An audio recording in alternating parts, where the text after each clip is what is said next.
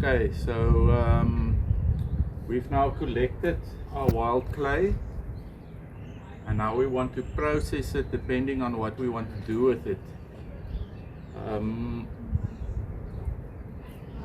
You must decide what you want to do with your clay. Do you want to make pottery out of it? Do you just want to play with it?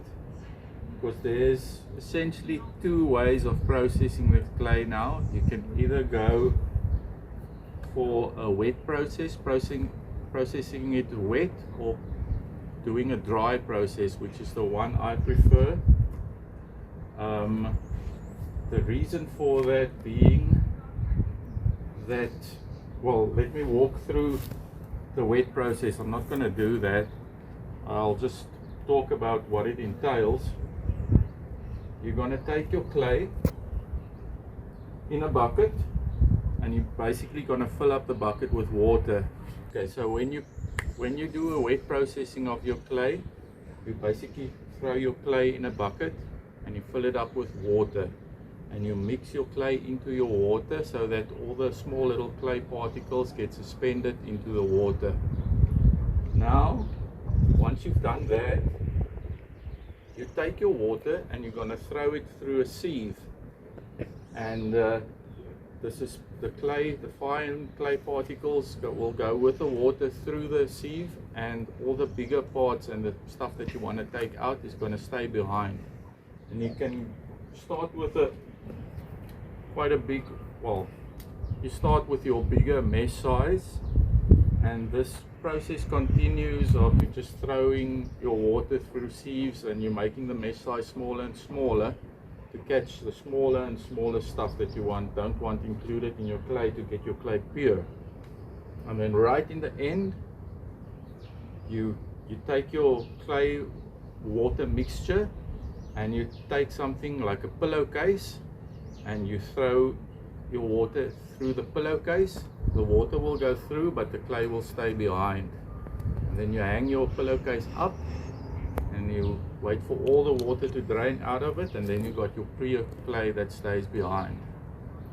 Now what I do, or what I prefer, is a dry process. If you collect your clay wet, you must put it outside and wait for it to become dry, or you can collect it dry, and then it's like this. And what you do is you take bits and you grind it up. You can either use a grinder. There are some grinders on the market that can do it for you. It's almost like a meat grinder, that you just put the stuff in and you grind it through. Or you can just put it on a hard surface like this and use a big rock and you smash it and you grind it up into powder. I use this little bucket with this thing, and I just put some clay in there, and I just start to pound it into small bits. I want to get it as fine as possible. And then you just do this, you continue doing this, and then what you do is, if you got it nice and fine, then you throw that powder through your sieve into your bucket, so that if there's any big rocks, the sieve will catch it and you can throw that out. Now the reason why I do it this way is I want to make primitive pottery out of my clay. And so once I've made some pots, I want to put that pot into an open fire to fire the clay, so that it but if I take this clay just as it is now, or if it's very pure clay and you put it in the fire, it's gonna crack. That heat is gonna make it crack. Clay can shrink a lot when it gets drier. Now what you have to do with your clay is you have to add a temper to it. They call it a temper. It can be a few different things, but what we usually use as temper, and most people, is we use normal sand. So you add sand to your clay at a ratio of 20% sand to 80% clay, or the ratio of 4:1, and it's much easier to add your clay and your sand to each other in the correct ratio if it is dry. So that's why I process my clay when it's dry. Also, natural clay or wild clay has already got some in it, and other little impurities that is also considered to be temper. Now if I did a wet process, which is quite a long and a tedious process of throwing it over the water, this side, that side, and I get my clay very pure, and then I want to do a primitive pottery with it, then I have to add temper back. So it's first I take the impurities out and now I add it back. So it's kind of a stupid thing to do. So anyway, let's continue.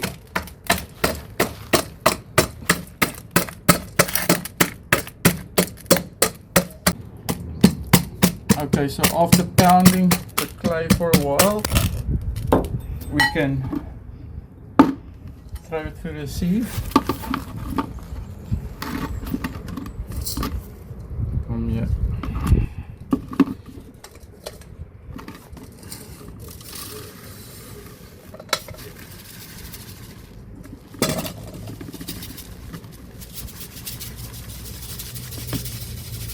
The bigger pieces stay behind and the powder goes through, the fine ones. This still looks like clay, that's just not pounded it, so I put it back in my bucket, or in my pot, and I add some new ones. Continue to pound it. Now that we've crushed our clay, we're going to mix in the sand, the temper, at a ratio of 4:1. I've got a little cup for measuring. I take 1, 2, 3, 4 clays, and I take 1 sand. We add it together. And we make a little, we can actually mix it a bit while it's dry.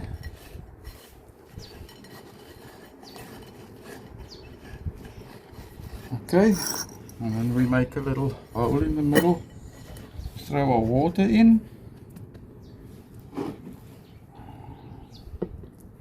And start adding a bit of water. There's just a hair in there. And now we're basically mixing it up. Get our hands dirty.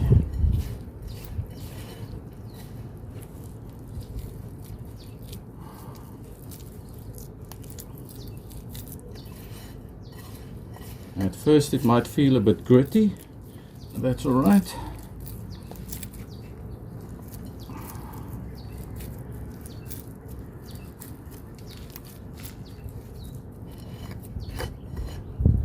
And this will give us the perfect mixture to use for our pottery. And then once we've done our pottery, we can move on to firing it to make it hard and usable.